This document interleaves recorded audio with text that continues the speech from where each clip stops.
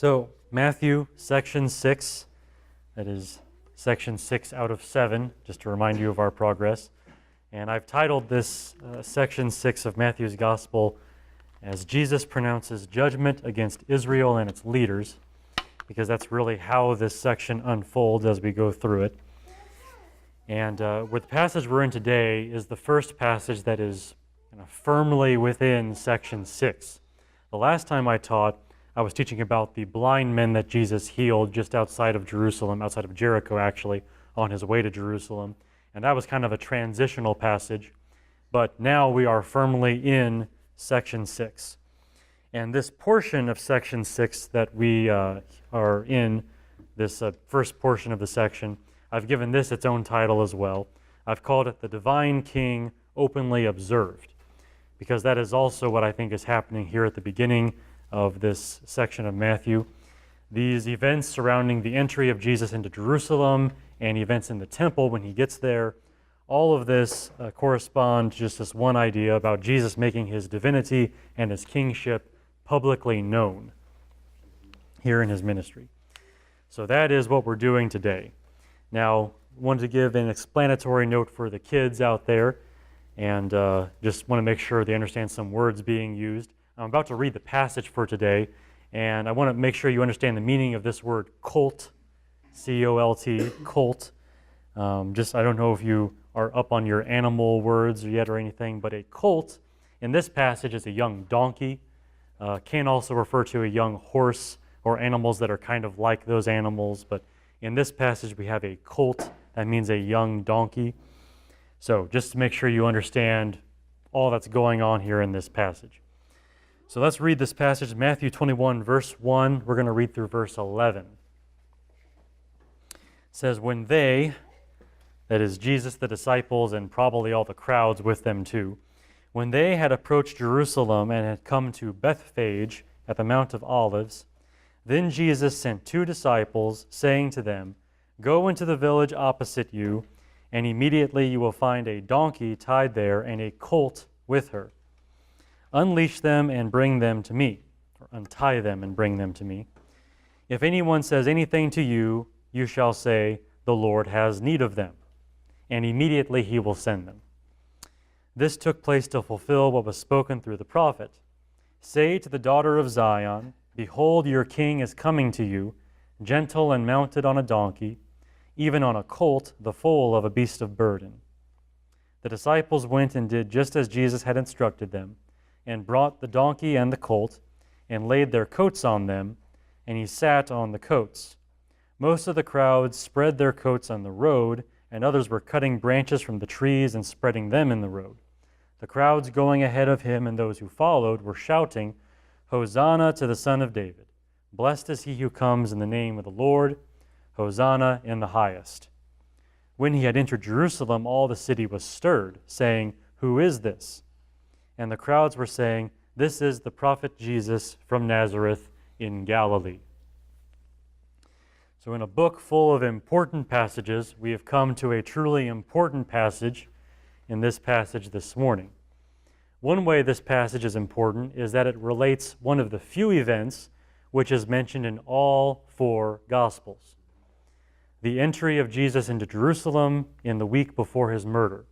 This is something that Matthew mentions, Mark mentions, Luke mentions, and John mentions as well, which is a pretty rare thing for all of them to mention the same event. So it's important enough that it made it into all 4 accounts we have of the life and ministry of Jesus. Another way this passage is important is that this event begins the final events of the ministry of Jesus. This is winding down the events of his ministry on the earth. That last week of Jesus' life occupies more space in all 4 Gospels than anything else. That's one thing all 4 Gospels also have in common. They spend more time, much of their time, on the last week of Jesus' life. And those final events begin here when he finally enters Jerusalem in the week leading up to his death. So this passage is pretty important. It's so important that I am dedicating 2 messages to it. And so this week is just the first message I have on this passage. And next time when I teach again, we'll go through the rest of it. Today I'm pretty much covering everything from verses 1 through 7 So 8 through 11 will have to wait until next time I teach. Now, the working title for this sermon was simply donkeys, right? So there's donkeys present in this passage, so as I was just naming the file that I was writing in my computer, just donkeys is what I called it. I eventually decided that a better title would be Jesus Makes an Entrance, because that is largely what is happening in this passage. Jesus making his entrance into Jerusalem and making a rather fine entrance at that. So, Jesus makes an entrance. Now, the point today is that the events surrounding Jesus' entrance into Jerusalem are strong proof of his claim to be the Christ. So, the events surrounding Jesus' entrance into Jerusalem are strong proof of his claim to be the Christ, to be the Messiah that Israel had been waiting for all of this time. Now, my outline for today has 3 divisions. The first thing I want to do in the first third of my message is just to say that before Jesus enters the city of God, he displays the foreknowledge and the dominion of God. The second division is about a contrast that Matthew has here in this passage, and that is Matthew intends a warning from the contrast between the king arriving in peace and the eventual destruction of Jerusalem, which would come not many years from this point in history. And then finally, for the last third of my sermon, I want to argue that these events are a legitimate fulfillment of the prediction from Zechariah. So this is a true fulfillment of those things predicted long ago about the Messiah. Now, this passage accomplishes far more than we might think at first. At first, it's just like Jesus enters Jerusalem. Well, there's a lot of things going on here. Whether you were standing right there with Jesus as one of his disciples, whether you're one of the Jews who read Matthew's book when it was newly finished a few decades later, or whether you must consider the claims of Jesus today, 2,000 years later, no matter who you are or when you are, these events are, in fact, strong proof of Jesus' claim to be the Christ. It's not just him making a fashionable entrance into Jerusalem. There's a lot going on here that tells you about who Jesus is and what he is, which matters very much for us as we consider Jesus today. So all of that, all of my sermon today, is meant to bring you to that realization. So let's begin with the first third of this sermon. Before Jesus enters the city of God, he displays the foreknowledge and dominion of God. So I have some more words for you children to learn, which you can retain in your knowledge for the future because I use these kinds of words a lot. So first one, the word foreknowledge. Any of you kids want to take a guess at what the word foreknowledge means? Bree? They know, like God knows of what's going to come in the future. Okay, yeah. Very good. It's a knowledge of things before they happen, which God certainly has. So that's foreknowledge. So points for Bree over there. Here's another one. Here's the next word, dominion. Any of you kids want to try to tell me what dominion means? Selena? Like owning Owning it. That's very good. Anyone want to give another word that might, or another definition? I want to give a try. Jonas? Where you live. Okay, I guess you can see that. If you have dominion over where you live, you certainly do. So dominion refers to complete and rightful control over people or a place or an event. So that's where Selena gets the idea of ownership. You own this thing, therefore you have dominion over it. And if you own your house or where you live, you have dominion over that too. But dominion is basically having complete and rightful control over people or places or events or anything like that, which God certainly has more than anyone else, dominion. God has dominion over all and everything. Now, what I said was that before Jesus enters the city of God, he displays the foreknowledge of God and the dominion of God. And that is what is on display here as he comes into this city. Let's reread verses 1 through 3, which is mainly where I'm focusing right now in the first part of my sermon here. It says, when they had approached Jerusalem and had come to Bethphage at the Mount of Olives, then Jesus sent 2 disciples, saying to them, go into the village opposite you, and immediately you will find a donkey tied there and a colt with her. Untie them and bring them to me. If anyone says anything to you, you shall say, the Lord has need of them, and immediately he will send them. Now, readers of Scripture typically understand these events right here in one of two ways. And as you talk to Christians and hear their thoughts about the Bible, you'll generally hear one of two things about these few verses. As is customary, I will begin with the opinion that I think is incorrect. So this is not what I think, but this is what some Christians say. Very often, people are of the mind that everything with the donkeys was prearranged, that Jesus made plans ahead of time for all this stuff to happen, and that is how all of this stuff came to be. So according to this view, Jesus had a friend in Bethany, in that village that was there, or Bethphage, I believe it's called. And I got my Beths mixed up, excuse me. So he has a friend living in that village, and this friend has donkeys, which is convenient because Jesus wants a donkey. He wants a donkey for entering Jerusalem. He wants to ride a donkey in there. So Jesus asked his friend, hey, can I borrow your donkey? The friend said, yeah, okay, that's fine. And Jesus arranges with this person to have his disciples come, and he tells this person, the person that says to you, the Lord has need of them, those are my disciples, give them the donkeys, and I'll make use of them there. So all of this kind of prearranged, having a plan in advance. And to all of that, I say, boring, just flat out boring. And that is my chief objection to this interpretation of the passage. And just honestly, it's nothing more than that. It is so boring, there is no reason to bother recording that. I mean, this is something that all four Gospels record. Clearly it's important. I mean, they're not wasting ink anytime they write anything. Even when just one of them records an event from the life of Jesus, surely that one event is important too. But all four of them record this event. Surely these few verses matter a little more than just Jesus had a friend who had these donkeys and there was this plan to borrow them. Like, surely there's more to it than that. We have to have an understanding of this story that makes these verses worthy of being recorded. You know, we have to have an understanding here in which these verses are worthwhile for us somehow. So let's see if we can try something better, the other way of understanding these events. I agree with the other typical way of reading these verses, which says these events are a display of Jesus' foreknowledge and his dominion. So according to this view, Jesus had no natural way of knowing that the disciples would find a pair of donkeys tied up at the entrance to that village. According to all normal ways of knowing something, Jesus had no way of knowing that at all. But Jesus knew anyway.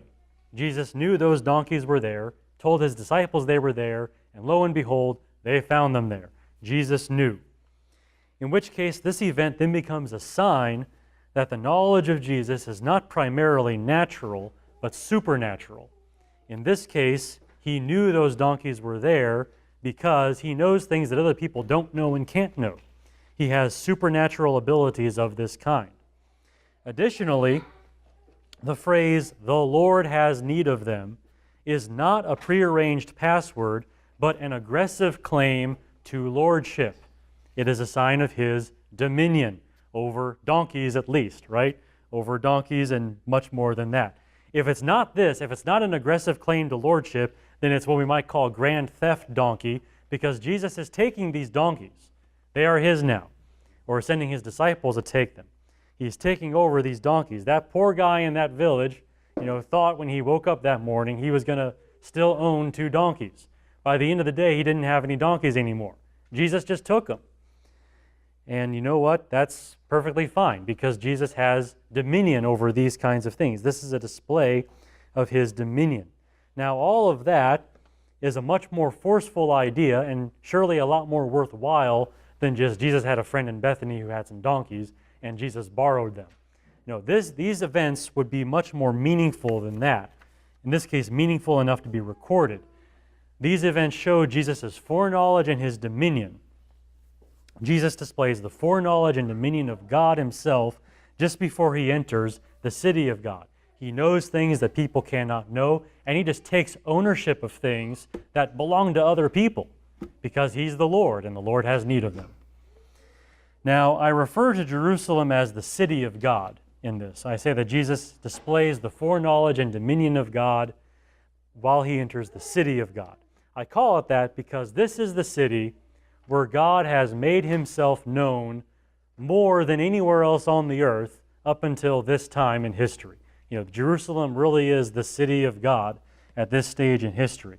This is where God has done more and shown more of himself than anywhere else.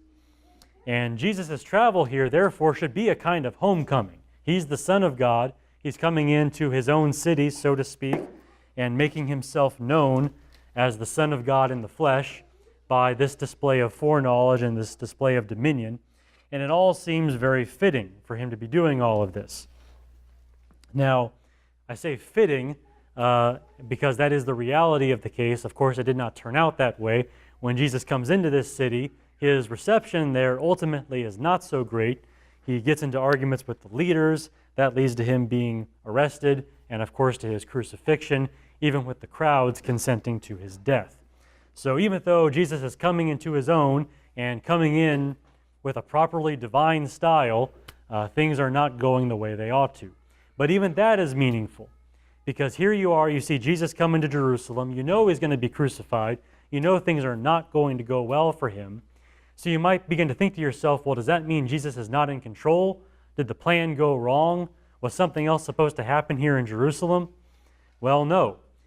Jesus here coming in, showing you that he knows where these donkeys are and just takes control of them, shows you just how in control Jesus is. This might be a kind of sign to his disciples ahead of time. No matter what happens in Jerusalem, no matter what terrible things are about to happen, I do know things. I know things that are about to happen. I'm in control of these things. So Jesus gives this display in advance, perhaps to his disciples and to anyone who is willing to learn from these things, that even though he is coming here to die, he is still in control. He still exercises the foreknowledge of God, still exercises the dominion of God as he enters the city of God, even though he's going to his death at the hands of those people. So all of that to say, that's what this stuff with the donkeys and taking control of those donkeys and knowing where they are, that's what all of this means. It's a sign of his dominion and a sign of his foreknowledge as the divine Son of God. Okay, so that's the first third of what I wanted to say. Let's move on to the second division of my outline. I want to talk about a contrast that's in place between this passage here and things that we know are coming later, mentioned in Matthew's gospel for sure, but also later in history. I want to talk about this contrast that Matthew has, and what he means by it is a warning. Matthew intends a warning from this contrast between the king arriving in peace and the eventual destruction of Jerusalem. Now I have another question for the children here, for any of them that still want to try to answer my questions. You've done pretty well so far answering these questions. I have a question about kings. All right, so as you children think about kings, what sort of animal would you expect a king to ride if he were going to ride an animal? What do you think? A horse. Very good. That's normally what you think. And not just any horse. Find the biggest, toughest looking horse, the best looking horse you can find, and put the king on that horse because he's worthy of that, right? So find a great big war horse and have the king ride in on that. Now, did you notice what animal Jesus is riding now as he comes into Jerusalem? I mean, what is he riding? He's riding a donkey. It's like a donkey is like, well, okay, donkeys are good enough for riding on, but there's nothing really great about a donkey. In fact, they're kind of annoying. You ever been around a donkey? It seems odd for Jesus as the king, be coming in here riding on a donkey. Any ideas on why he might be doing that? Any of you kids want to take a guess? I'm about to tell you so you don't have to know, but Hannah, want to try? Showing that he's humble. Okay, very good, very good. Okay, let's talk about this a little more. We're going to talk about this prediction that is mentioned here in Matthew and how Jesus riding on this donkey fulfills what this prophet said. So you see here in Matthew, we're going to read this again, Matthew 21, verses 4 through 5. This took place to fulfill what was spoken through the prophet.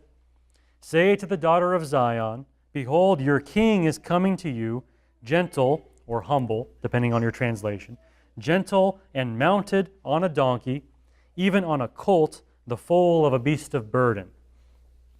All right, so only Matthew and John, interestingly enough, record the fulfillment here that is mentioned in this passage, which I think is fitting because Matthew is certainly a Jewish gospel written to the Jews, and John, I think, also is intended for a very Jewish audience in some ways. So it makes sense that they would reach back to this prediction from the Old Testament and show you how Jesus would fulfill it.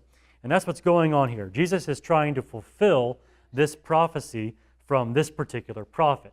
Now, this prophet is Zechariah. This is the prophet being quoted by Matthew at this time. And the image that Zechariah wants to convey in the prophecy he made was of this king coming in peace to make peace. So rather than coming on a great big war horse with a high hand, he comes in this very lowly fashion because he's coming in peaceably and he's coming to actually make peace. Now I want to go back and read that passage from Zechariah here in a few minutes. But first I want you to remember what Zechariah was dealing with when he was prophesying to Israel. Back in Zechariah's day, this was the time when the Jews had all come back into their homeland after being exiled out of it by the Babylonians. So basically they were defeated in war, they all got taken up and moved to another country, and they've finally been allowed to come back. And they're trying to rebuild their homeland and trying to rebuild their city and their temple and all that. The problem is there are all these enemies all around them that are opposed to their work. All the other nations are angry that the Jews are back, and they don't like this. So they are in their own ways opposing the Jews as they're trying to rebuild their homeland. And that's when Zechariah was prophesying. So what he says is said in that situation. So let's go back and read that. Zechariah chapter 9 is where this is found. And we won't be there long, but I do want to read the original passage here and give you a little bit more than what is quoted there in Matthew. Zechariah 9, verses 8 through 10 says this. So this is Zechariah speaking on behalf of God to the people of Israel. He says, "But I will camp around my house because of an army, because of him who passes by and returns. And no oppressor will pass over them any more, for now I have seen with my eyes. Rejoice greatly, O daughter of Zion. Shout in triumph, O daughter of Jerusalem. Behold, your king is coming to you. He is just and endowed with salvation, humble and mounted on a donkey, even on a colt, the foal of a donkey. And I will cut off the chariot from Ephraim, and the horse from Jerusalem, and the bow of war will be cut off. And he will speak peace to the nations, and his dominion will be from sea to sea, and from the river to the ends of the earth." So the people of Zechariah's day had all these oppressors around them, all these enemies. They had plenty of reason to fear those enemies. But the prophet promises the arrival of a king who would bring such peace to the nations that Israel would no longer be afraid. He said there's a king coming who's going to make such peace that you're not going to have to fear these oppressors anymore. So the good news is that there's this king coming and is going to bring peace to their situation. Now, there are two ways to bring peace. If I can get cynical here for a moment. There are two ways to bring peace. Among humans, the way of peace we normally prefer is beating the life out of your enemies until they surrender so that they just give up and they don't bother you anymore. And then you have peace. And that's one way to bring peace, and that's usually how we do it. But there's another way to bring peace. And that's the way that this king uses in Zechariah's prediction. This king does not come to make war. On the contrary, this king comes to end war. He comes to bring peace in a way that is completely void of that kind of conflict. If he had come to make war in any way, he would have ridden a more suitable animal, like a war horse. But instead, he comes in here on a donkey, an animal that's not very good for making war, good enough for traveling, but not good enough for making war, showing you what kind of peace this king is bringing. It's not peace through beating the tar out of your enemies, it's just peace. He comes to bring this kind of peace, making peace without war. So that's the image that Zechariah gives us as he talks to the people of Israel in his own day. So it is the image of a king arriving in peace to make peace. Now, as for Matthew, he tells us that Jesus fulfills that prediction. When Jesus rides into Jerusalem riding on a donkey, it is to fulfill this prediction made by Zechariah. However, Matthew also implies that not everyone is going to enjoy the peace brought by this king. He's coming in peace and he's bringing peace, but not everyone gets to enjoy that peace. Now, those who saw Jesus entering Jerusalem on this donkey and who believed in him and who knew prophecy well enough to see the meaning, those people might have thought that they would never see war ever again. They might have thought, and a lot of them probably did think this, that this is the coming of the age of peace and there'll be no more war anymore at all. However, those people, many of those people, would still be alive and present on the day about 4 decades later that the Romans came in and surrounded the city of Jerusalem and basically starved it and waited till everyone was good and sick and tired there in the city, and then attacked it and killed 1 million Jews and sold 1 million more Jews into slavery and did all kinds of atrocities in that city. Burned down the temple again, broke down the walls again, and all that kind of stuff. All that happened within about 40 years of Jesus entering Jerusalem on that donkey.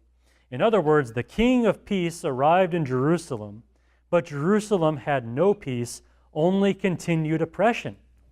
They encountered the same kinds of things they've been dealing with in past eras of their history.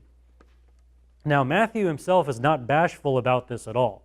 He includes both pieces of information in his gospel. I mean, here we see Jesus fulfilling this prediction about the king coming in peace to make peace, but not long from now, he's going to record a sermon by Jesus in which he talks about all that terrible stuff that was going to happen to Jerusalem and the day the Romans were going to come and attack the city and all that terrible stuff. Matthew includes both of these things in his gospel. So we have to ask ourselves a question. How are we to view the relationship between Jesus' fulfillment of the prediction from Zechariah and the forthcoming prediction of slaughter at Jerusalem? How do we have both? How do we have the king coming in peace to make peace, but also the knowledge that things are going to go very badly there in Jerusalem within a generation of time? How are we going to take both of these together? Well, for the time being, Matthew certainly leaves us to guess, but even now I think we can guess confidently about what he has in mind, just applying what we know about Jesus and the things being said about him. First, we can say that unbelievers will not enjoy the peace promised by Zechariah. Surely these things are for those who will trust in the Lord and who will follow Christ and who actually acknowledge him as their king, not those that were eventually crying for his death a week after he entered Jerusalem. Surely the peace of God is for those who embrace the Son of God. Surely that is true. Secondly, we can say that the lasting peace of Jerusalem awaits the return of Christ, which Matthew also describes later in his book. After Jesus talks about the destruction of Jerusalem, he also talks about his return to the earth and what's going to happen then. And in those days, there will be lasting peace, not just for Jerusalem, but for all people everywhere. So the lasting peace of Jerusalem and the whole world is coming later when Christ returns once more. You know, that time not riding on a donkey, but riding on the clouds of heaven, as is said later. So all of those things we can say just based on what we know from other statements made by Jesus and about Jesus elsewhere. So not everyone will enjoy the peace brought by this king, but only those who believe in him and who patiently await his return. Those are the ones who enjoy the peace that is brought by this humble king. Now, this is a good time to make an interesting observation from Jewish literature. And you all know that I love my ancient Jewish literature and talking about it. I'm bringing this up today mainly because I have heard Christians talk about this specific thing from time to time, and they don't always get it right. They don't always have all the details correct. So I just want to at least clear the record and talk about it and have it out here with all the facts. So we have no idea exactly for sure how Jews understood the prophecy from Zechariah that is quoted here. We have no idea from what rabbis were saying then how they interpreted that passage. But we do have an interesting comment from a rabbi that came along about 100 years later, after the time of Jesus. So this is not in the time of Jesus, but a little bit later. Now this guy's name is Joshua ben Hananiah. Okay, I'm just going to call him Hananiah by his last name, or his father's name probably. So Ben Hananiah was puzzled by two different visions about the coming of the Messiah. He's reading his Old Testament scriptures. He's kind of confused about something. On the one hand, he sees this vision in the book of Zechariah about the Messiah coming on a donkey. Okay, he sees that. But he also sees this vision in Daniel chapter 7 about the Messiah coming on the clouds of heaven. So he's just like, okay, so in one passage, the Messiah comes this way. In this other passage, the Messiah comes this way. So how do these fit together? So, he's a rabbi. People ask him questions about this stuff. So he's got to have an answer. So his answer was this. He suggested that if Israel was ready for their Messiah, he would come on the clouds of heaven, as Daniel says. But if Israel was not ready for their Messiah, he would come riding on a donkey, as Zechariah said. So that was his solution to this problem. He said, if Israel is ready for the Messiah, he'll come on the clouds of heaven. If Israel is not ready for their Messiah, he'll come in riding a donkey. That at least was Ben Hananiah's answer to this question. Now, all that to say, it pertains to the readiness of Israel. How ready is the nation for their Messiah? Now, it's impossible, again, to know for sure if that was the kind of thing being discussed at the time of Jesus. Were there rabbis teaching that kind of thing as well when Jesus was around? We don't know that for sure. It's possible, especially given the very traditional nature of Jewish teaching. I mean, the Jewish rabbis love to say, I learned this from so-and-so, who learned it from so-and-so, who learned it from so-and-so, all the way back so many generations. They love to follow in those lines of traditions. It's possible Ben Hananiah was relating something much older that he had heard from prior rabbis. We don't know that for sure. We know that as time goes on, maybe when Matthew sat down to write his gospel, it was even more possible that that interpretation was in place, and maybe Jews were talking that way about things. But again, we don't know for sure. None of this is certain. I mention it primarily as a footnote because other people have talked about it before, not just me. I have heard Christians talking about this. But it's an interesting observation, isn't it? If perhaps this idea was around in the time of Jesus, when they saw him entering Jerusalem on a donkey and thought to themselves, I was thinking this guy Jesus might be the Messiah, but here he is riding on a donkey. I mean, doesn't that mean something's wrong with the nation? I mean, there could have been people thinking that, and that could be this other meaning that Jesus has by riding on that donkey into Jerusalem. It could have been meant as part of this warning. It's like, hey, yeah, your king is coming to you, but not all is well in this nation. And Jesus is coming in here in such a way to let you know that not everything is good with Israel. You're not ready for your Messiah. And things are going to go very badly for that reason. Again, we don't know that for certain, but it is possible. You'll sometimes hear Christians talk about that, so I just wanted to give you all the facts so you know what's going on in that regard. But one thing we can say for certain is just with what Matthew does record and what we do know, there is this contrast here. We have the king coming in peace to make peace, but also the knowledge that eventually, before too long, Jerusalem is going to get just absolutely just trounced by the Romans. And there's a contrast there, and there's a warning in this contrast that not everyone gets to enjoy the peace that God is offering. It's only for those who believe in Christ and who are following Christ, who embrace him as their king, who get the king's peace that he brings. So that warning is very real from that contrast regardless. Okay, that was my second point to make today. Let's come to the third one. This one gets a little complicated, but I do want to talk about this because people talk about this as well. I want to argue that these events are a legitimate fulfillment of the prediction from Zechariah. So Zechariah gave this prophecy saying something that the Messiah would do. Jesus comes in riding these donkeys, which seems to fulfill that prophecy. All of this is a real fulfillment. It actually works. It is true. It is good. All right, so I want to divide this into two different lines of argument. The first one's going to be the longest and the more complicated, but stay with me here. First, I need to argue that Matthew's account makes perfect sense. Okay, it is a sensible description of events that do make sense. Now, you might wonder why I'm bothering to talk about that. The reason I'm bothering to talk about that is because a lot of Bible teachers come to this passage in Matthew and say, it doesn't make sense, it's silly, this is dumb. I mean, they really do. I mean, this is a problem that a lot of people have. So I want to deal with that. Of course, I don't believe what they believe, but I want to deal with this, and I want to deal with this fully so that for the rest of your lives, if you ever hear about this, you can handle it. So I'm going to switch to translation here in a minute here. I'm going to read to the ESV, because some of this is a bit plainer why it's a problem if you're reading the ESV. So it all focuses on a single word, and the word is them. Okay? Here in verse 7. Let's read verses 6 through 7 in our passage, reading from the ESV now. Those of you using the NASB, you might just want to listen to what I'm saying. The disciples went and did as Jesus directed them. They brought the donkey and the colt and put on them their cloaks, and he sat on them. Okay, it's that last word, them, that is the source of all of our problems. And here's the problem.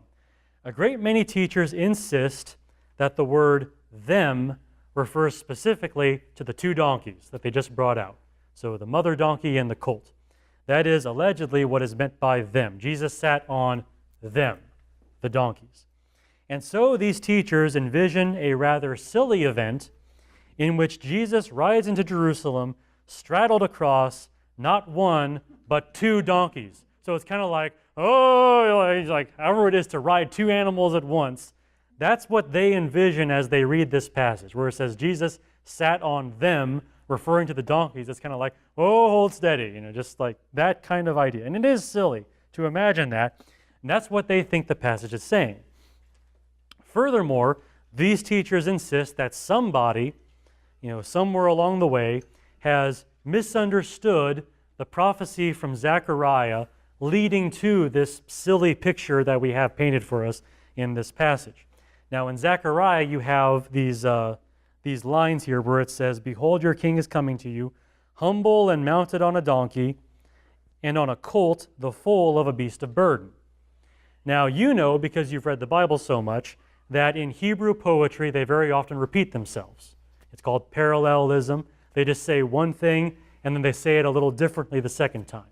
So you know as you read this, and any Jew would know this as well, that it's really just one donkey in view. It's like he says, say it one way, say it the next way. Riding on a donkey and on a colt, the foal of a beast of burden. It's not two donkeys, it's just one donkey that Zechariah has in mind. He says it twice because of Hebrew poetry and how it works. You know that, Jews know that. However, a great many Bible teachers insist that somebody did not know that, and somebody came along here and read this passage from Zechariah and misunderstood it and thought there were two donkeys in view. And therefore, they tell this story so that Jesus is now straddled across two donkeys because he has to fulfill the prediction made by Zechariah about these allegedly two donkeys, right? So you have all of this going on. You have their understanding of the word them referring to the two donkeys. You have the alleged misunderstanding of Zechariah's prophecy. But it doesn't stop there. They go even further. They go a long way with this. These teachers go on to say that this misunderstanding is so great that basically the event being related is fake news, okay? Something that never happened. Jesus would have never misunderstood a Jewish prophecy like that, so he would never try to ride on two donkeys in that way. Matthew himself, being Jewish, would never make that understanding, and therefore he wouldn't write that way, and therefore what it means is some confused Gentile, some non-Jew who doesn't understand Jewish poetry, came in here, tried to understand Zechariah's prophecy, got it wrong, created this event in which Jesus is riding on two donkeys, and it's all just a huge misunderstanding about something that never actually happened. That's a lot to say. I mean, we started off making an observation about the word them at the end of verse 7, and now we have all this stuff about this event never happened, and Matthew didn't write this gospel, it was some confused Gentile who wrote it, none of this ever happened, blah, blah, blah. That's a lot. But this is the kind of stuff people talk about when they come to this verse. I mean, this is huge. This is what the commentary is all right about at this time. So yeah, there's a lot here. So let's talk about this. Let's kind of reset the memory, just whew, and start over and look again at the original problem and the original observation. Go back to verse 7. Okay. They brought the donkey and the colt and put on them their cloaks, and he sat on them. Okay, now the ESV says that, like I said, and it's a very literal translation. It does say them there. The NASB does something a little bit different. They give a more interpretive translation, and what they suggest here makes sense. So let's read what they say. Verse 7. And they brought the donkey and the colt and laid their coats on them, and he sat on the coats. Okay, so they have interpreted the them of the passage not as the donkeys in particular, but the coats that were being set on the donkeys. Okay, so making this improvised saddle for Jesus to use as he's riding these donkeys in. Now, if that's true, it would mean that Jesus is not, trying to straddle two donkeys at once. It just means he's sitting on the cloaks that were thrown on one of these donkeys while he's riding the one donkey. You don't have to have this image of Jesus straddling two different animals and trying to keep his balance while riding into Jerusalem like that.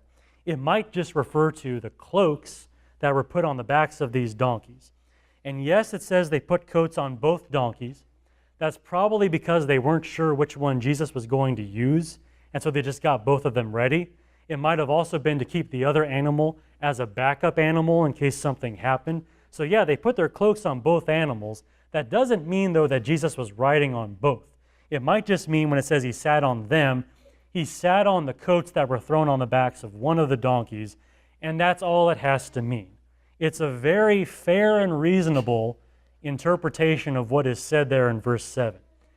You don't have to have this whole scenario where this silly image is being written that had to be written by a confused Gentile, therefore Matthew didn't write this gospel, therefore Jesus never did these things. You don't have to have any of that. It's just going way out of control in misunderstanding one word in the verse. And I've taken a lot of time on this, I know, but of course, first of all, I want you to believe your Bibles. Secondly, scholars aren't always right. They just kind of say things sometimes without thinking about them. I know you trust people who are educated to be intelligent, but as my father often says, there's such a thing as an educated idiot, and it happens. It really does happen. And that's the kind of stuff you deal with even in Bible commentaries. So just think carefully about the things you hear, keep your mind sharp, don't jump to conclusions, and just always ask if there's another way to understand something. Because there usually is, and it'll usually make perfect sense once you think about it. In this case, this is a sensible way to understand the passage. We're rolling with it. Okay, Jesus sat on the coats that were placed on the donkeys. All right. Now, all of that, I think, again, makes perfect sense. But now I want to go a little further with this. I want to argue that Matthew's account as written is even more reliable for mentioning those two donkeys, which is interesting because Matthew actually is the only one who mentions two donkeys. So you might say, well, why has Matthew introduced this whole problem to begin with? It would have been a lot easier if he had just mentioned the one donkey like Mark does and Luke does and John does. Why has he got to complicate things by mentioning two donkeys? Why set us up for all this trouble? Well, there's reasons for that, I think, when you think about Matthew and why he's writing here. First of all, you might just say it's a sign of greater detail, which very often befits an eyewitness account. Mark was getting his stuff right from Peter, is the usual explanation for how Mark got his information. Luke just gathers stuff from eyewitnesses in general, but Matthew was there. I mean, you might just say, well, he remembers two donkeys, therefore he records both. You might say it's a sign of an eyewitness remembrance, that he remembers more detail. Also, think about this. If you want to get a colt to follow you somewhere, how are you going to do that? Well, bring his mother along, right? I mean, the colt's going to want to stay with his mother, So bring both donkeys to make sure they follow you. Or it even works the other way. A mother donkey, if you want the mother donkey, she's not going to want to leave her colt there. So if you want one, you got to bring the other, even if you look at it from that way. So it makes sense for both animals to be there. It's not a silly thing to take one animal and leave the other one. It's not a silly thing to take both. It would be stranger, in fact, to leave them both, or one of them tied up, and just take the one. It makes sense to have both donkeys there, just as Matthew tells it. Finally, just with the Jewishness of Matthew's gospel, there's something that comes into play even there. I found something as I was going through my Jewish literature again.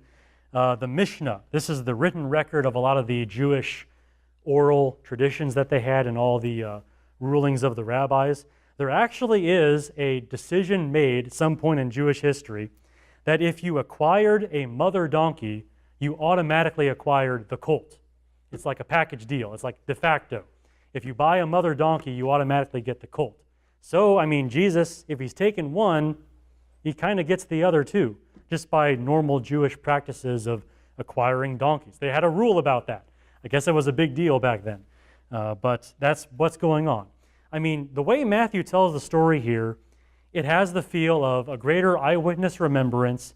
It makes sense when you think about the nature of animals and taking the mother and the colt together. And also, Jewish practices apparently had something like this in place. It all comes together into an account that really does make sense by itself. It's not as much as some Bible teachers want to make this a kind of silly event that never happened. It actually is a very reasonable event that makes a lot of sense the way Matthew tells it. All of that to say, again, I just want to make the point that the event itself makes sense. There's nothing weird here happening. It's all very sensible. Now, all of that is just my first line of argument. I haven't really gotten to my big point yet. My main point was that these events are a legitimate fulfillment of the prophecy from Zechariah. So it's like, okay, you have this event. Jesus rides this donkey into Jerusalem. He has another donkey there. Coats on the donkeys, Jesus sitting on one of the donkeys. All of this, makes sense as it's written. But what are we doing with this? Well, we're trying to fulfill this prophecy from Zechariah. Does it work as a fulfillment of that prophecy? That's the big point that we need to figure out, right? Does this work? Now, a very skeptical person, and they do exist, and I very often turn on my inner skeptic when I'm reading the Bible, just so I know how people think about these kinds of things. A very skeptical person might argue that Jesus was trying to make himself look like the Messiah by entering Jerusalem on a donkey. Just like the idea of a messianic pretender is like, well, in Zechariah, there's that passage about riding the donkeys, into Jerusalem, so I'll do that now, and I'll just make it work. I'll make it happen. And a skeptical person would say, well, then it doesn't count. That's cheating, right? You can't just make this happen and say you will fulfill the prophecy. That's not fair. That's cheating. And there's some logic to that argument. I can see how we might apply that kind of reasoning to other situations.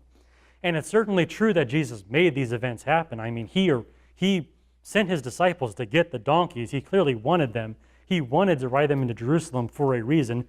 I'm sure he was familiar with Zechariah's prediction. So you can say, yeah, Jesus made these events happen. But let's look at this from another way. Let me ask you this question. How many people in history have had crowds of people rejoicing to see them enter Jerusalem on a donkey? How many times has that happened? I mean, if I just went and found a donkey and went riding it around, no one would care. But in this case, well, people would probably care. It'd probably be pretty funny, but they wouldn't care in the way that they care right now, right? I mean, here, Jesus rides this donkey into Jerusalem, and everyone's going wild about it. It matters to them. Put it another way, ask it this way. How many people have made history by entering Jerusalem on a donkey? How many people have done that and had people telling the story 2,000 years later? How often does that happen? I don't know of any other event where that kind of thing has happened. There's more to it than just Jesus decided to ride a donkey into Jerusalem to fulfill this prophecy. The circumstances, the situation here, you can't create all of these circumstances. One man can't just do that. Unless, of course, you have the foreknowledge and dominion of God, and you can make it happen. In which case, Jesus riding this donkey into Jerusalem amid such fanfare and with such reception and tied to so many other things, it means something. It's not just some guy who decided to pretend to be the Messiah by looking like he was fulfilling a messianic prophecy.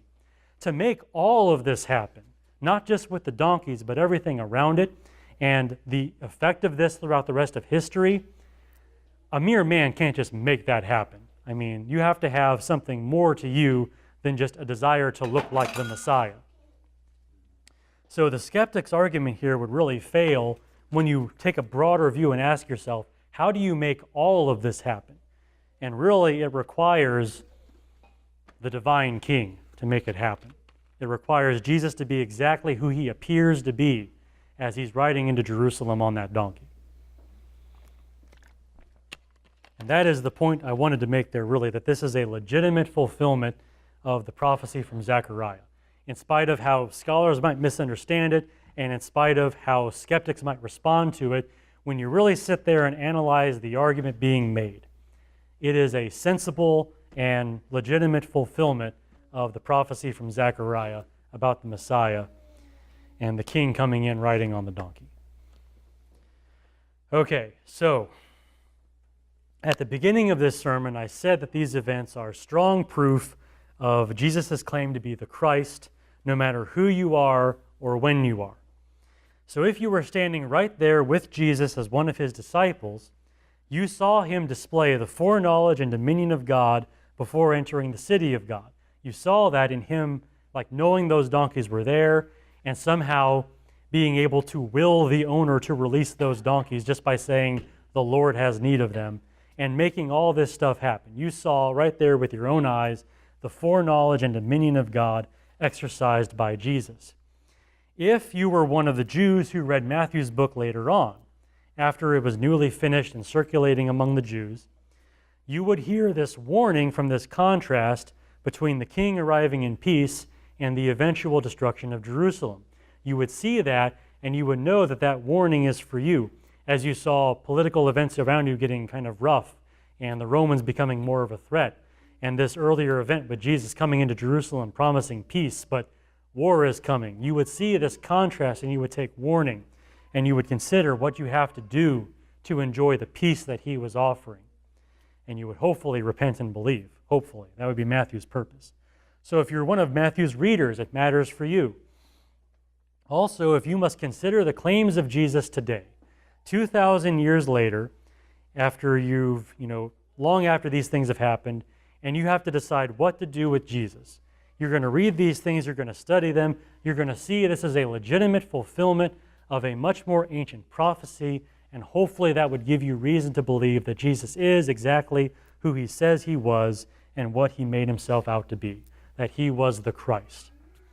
So really, when Jesus made his entrance into Jerusalem, it has this wide effect, whether you were standing there, whether you're reading about it, whether you're thinking about it today in our own time. These things are strong proofs of Jesus being who he seems to be. All of that on Matthew 21, verses 1 through 7. The next time I teach, I'm going to finish out this passage through verse 11 with the rest of the scene of him entering Jerusalem and mainly focusing on the crowd's response when Jesus comes into Jerusalem. But I'm done for today unless any of you have questions or comments. So, Chad.